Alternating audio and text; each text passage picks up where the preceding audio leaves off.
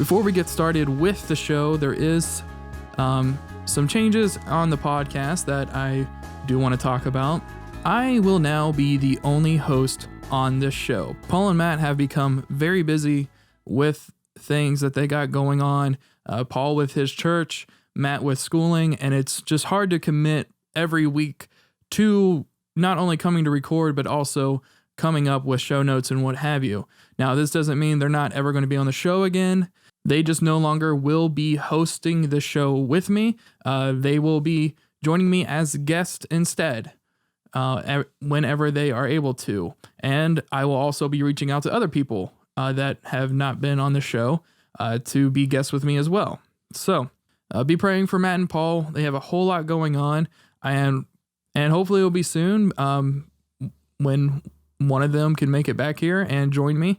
It's always a good time with them, and I'd much rather actually have someone on this show with me. It's a lot better, I think, in a platform of a discussion other than me just sitting here and talking the whole time. So, but that's the changes of the show. And so from there, let's get on to today's topic. We are going over 3 different contradiction claims concerning the story of the Ark in the Bible. Now, we know there's a lot of skeptics on the story of the Ark who think that scientifically it just couldn't be done, and even just some other facts about the Ark. Now, we're not going to go over those. I just want to go over scriptures where people have pointed out that it seems that they are inconsistent about the facts. So I have 3 of those today, and we're going to go over those. The first one we're going to talk about was, how long was the Ark afloat? So 2 scriptures for us. So our first verse is going to be from Genesis 8:4, and the Ark rested in the 7th month of the 17th day of the month upon the mountains of Ararat. So that gives the impression that the Ark was afloat for about 7 months or maybe a little bit more. And in Genesis 8:5, and the waters decreased continually until the 10th month, and in the 10th month of the first day of the month were the tops of the mountains seen. So the issue that they are saying is here is that in Genesis 8:4, it says that the floods were only around for 7 months. And then the next scripture says 10 months. And this is nitpicking for sure. It's very clear here what is happening. And when you read verse 4 of chapter 8 of Genesis, it says the Ark rested upon the mountains of Ararat.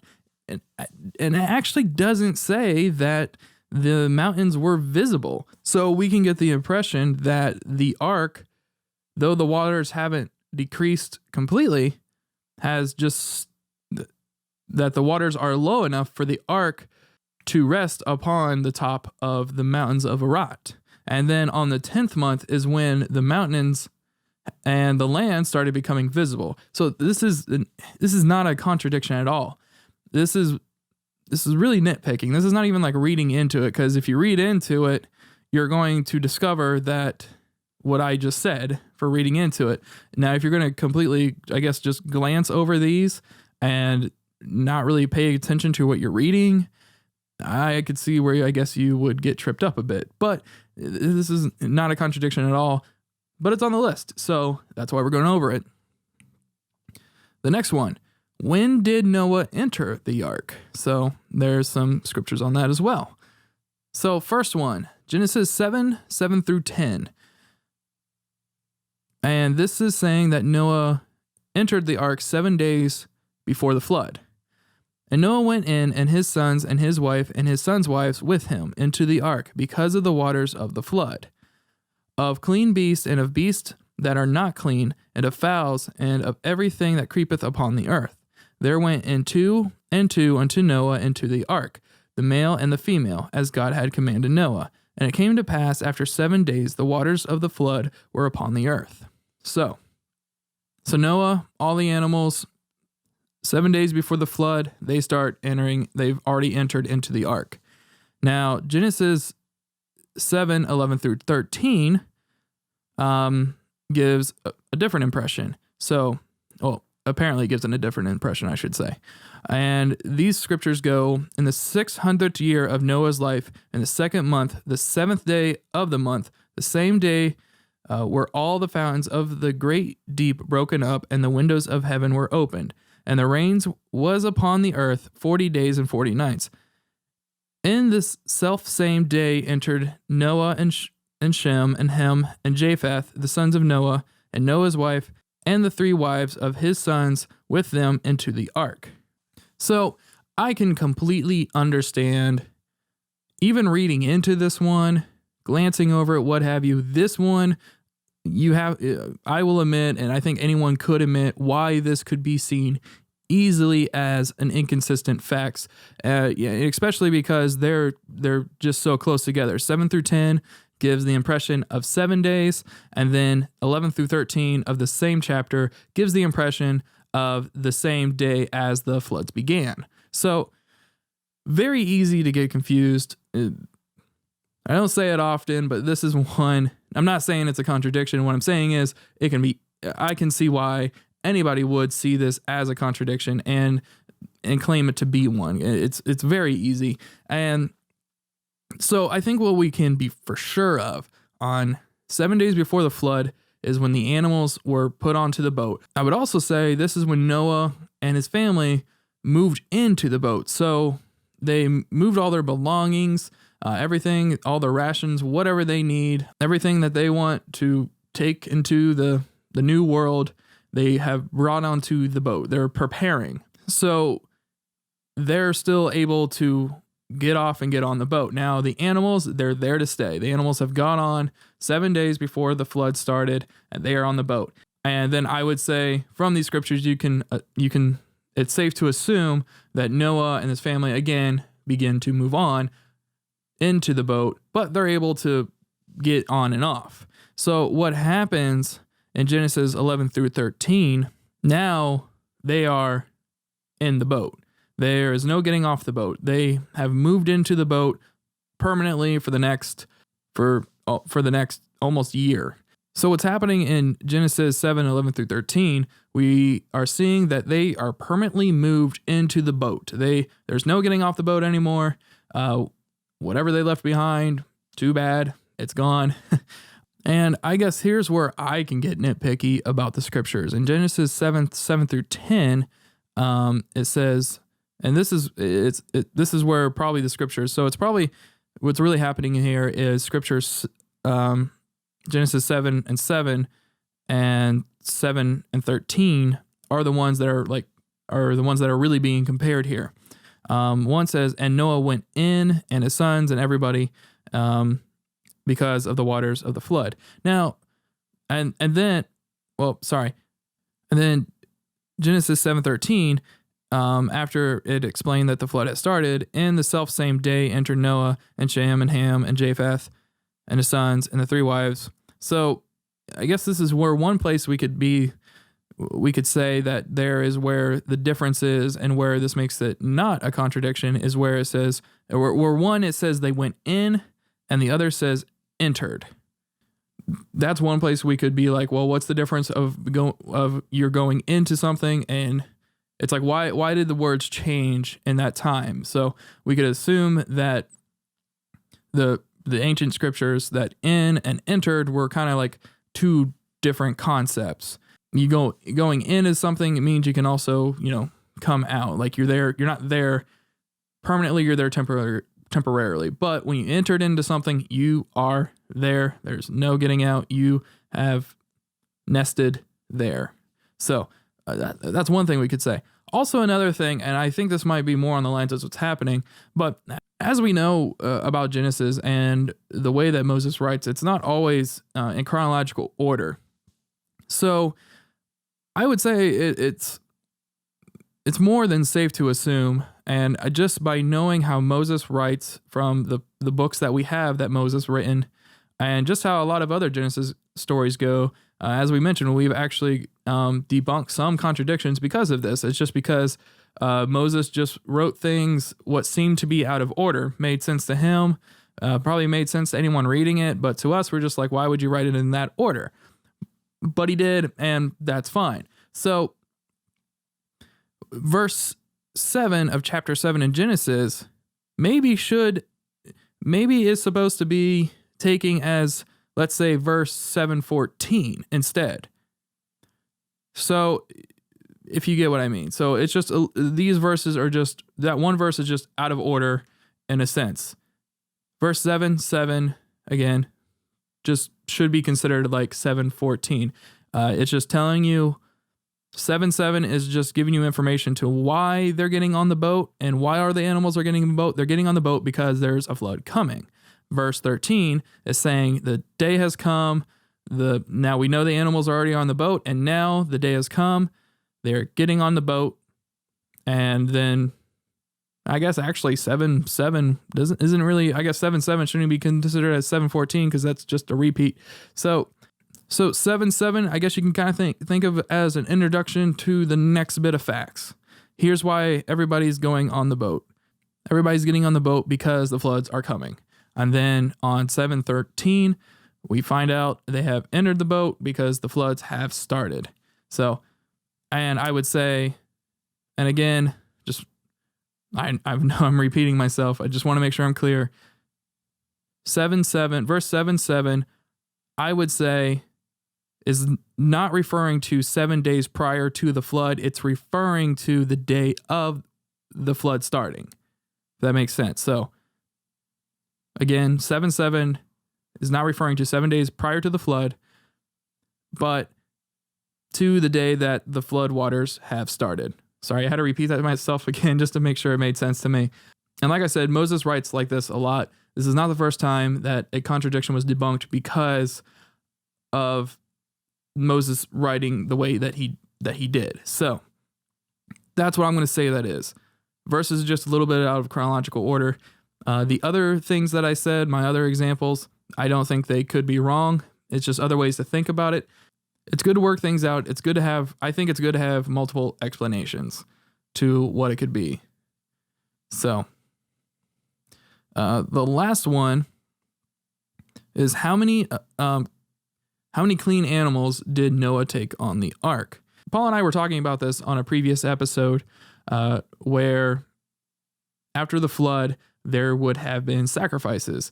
And if there was only a male and a female of a sheep, and one of those sheep is sacrificed, well, then all the sheep are done for. No more sheep. So how do you solve that? You take more than one. So we always have this idea, and it's always in the children's story that they went on 2 by 2. But when you read further into Genesis, it says that actually there was more of the clean animals, and the clean animals are the ones that are used for sacrifice. So 2 verses here that are being compared and saying that they are contradicting. And this one's kind of bad as far as how they are saying that these are contradicting. So Genesis 6:19, and of every living thing of all flesh, 2 of every sort shalt thou bring into the ark to keep them alive with thee. They shall be male and female. Then Genesis 7:8, of clean beasts and of beasts that are not clean, and of fowls, and of everything that creepeth upon the earth. And then the next scripture where the contradicting one, as it would be, says in Genesis 7:2, of every clean beast thou shalt take to thee by 7s, the male and his female, and of the beasts that are not clean by 2, the male and his female. Did you see what they did here? This is a little unfair here.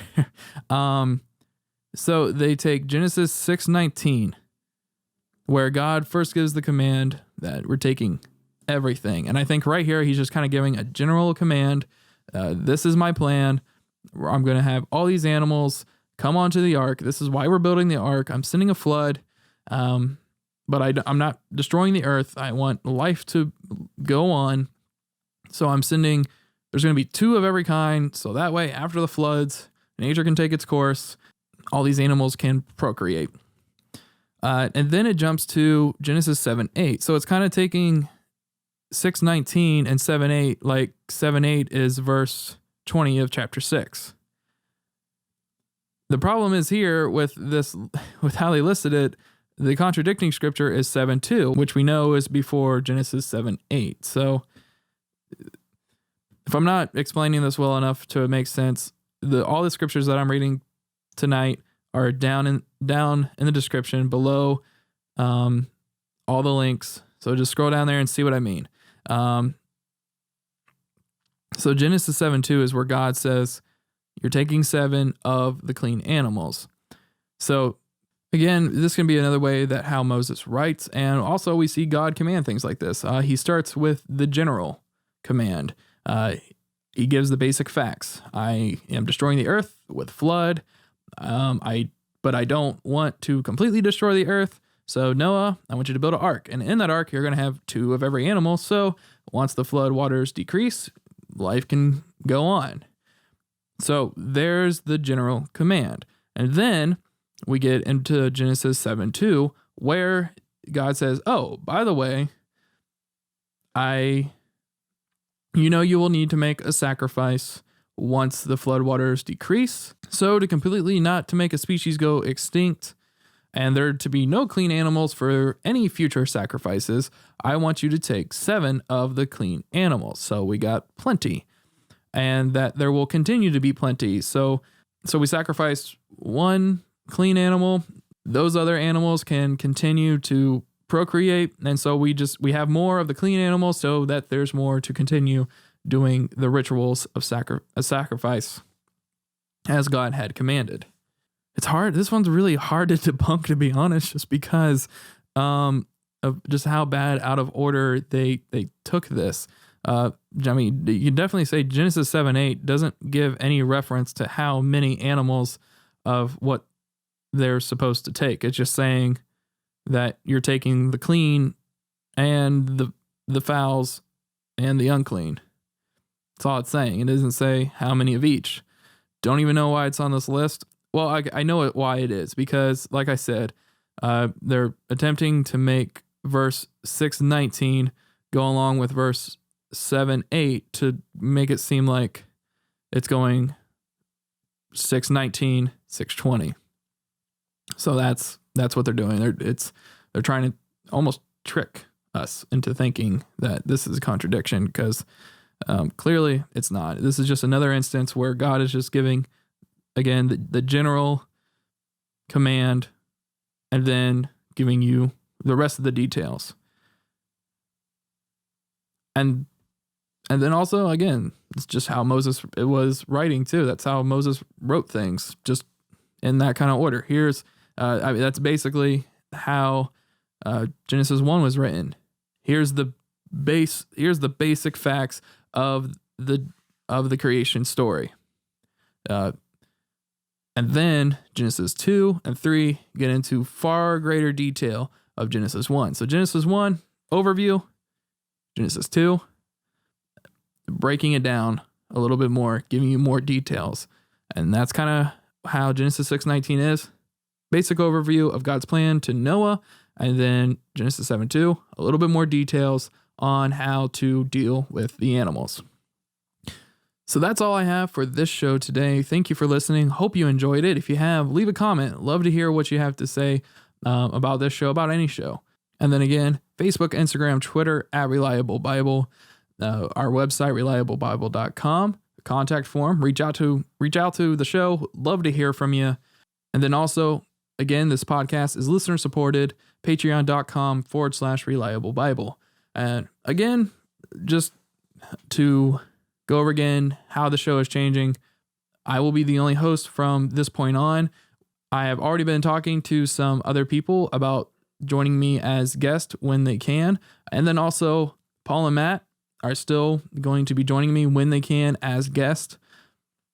So we were just trying to figure out how they can still be a part of the show, but not have to be committed. It's very hard with what each one of them have going on to be committed to this, and that's very understandable.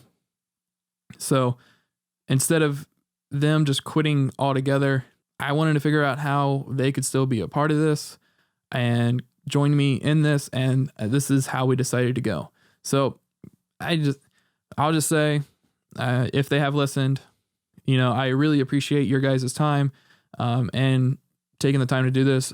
Paul, I really appreciate all that you have done as far as the show and joining me it would have been really hard to start without somebody. And I have to say, Paul really helped me get this going. Podcasting is something that I've always thought about doing. Didn't really know what kind of show I wanted to do. I just thought podcasting was neat, and I thought something I'd like to try. But I was always the kind of person, that makes plans and they never go through with them. But Paul really helped me get to starting this show. If it wasn't for Paul constantly asking me, hey, when are we starting this podcast? Like, hey, are we ready to start? Or like, when's our first recording? Like, I don't think I've ever gotten this far.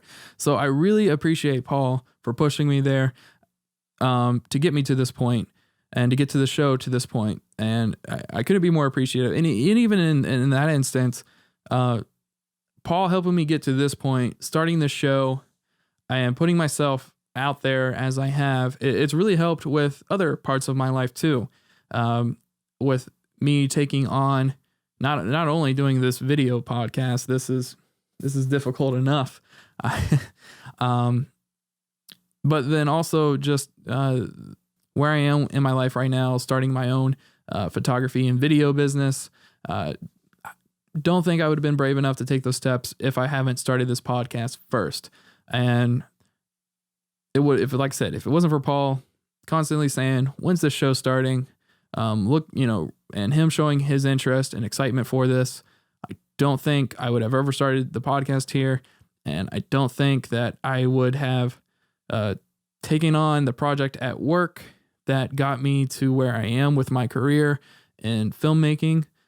And then I wouldn't have found a passion for photography, and I wouldn't be taking the steps to starting my own business. And I really appreciate Paul for that. And I give him a lot of credit for that. So, and then Matt, this is always enjoyable to be on the show with him. I've talked to him for years about doing a podcast with him, and I believe I really do good going back and forth and discussing things. So really going to miss him. He's always been a good friend. We've been friends for a long time, and I just hope they can join me still. I hope they find time to be able to. So anyways, if you guys are listening, thank you for your time, and looking forward to the next show together when we can. So anyhow, thank you for listening again.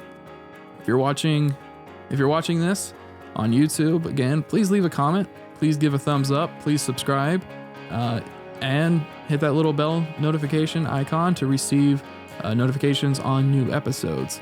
It would all be greatly appreciated. So again, love everybody, praying for you all, pray for me as I continue to attempt this by myself, and I hope you're looking forward to where the show will go from here.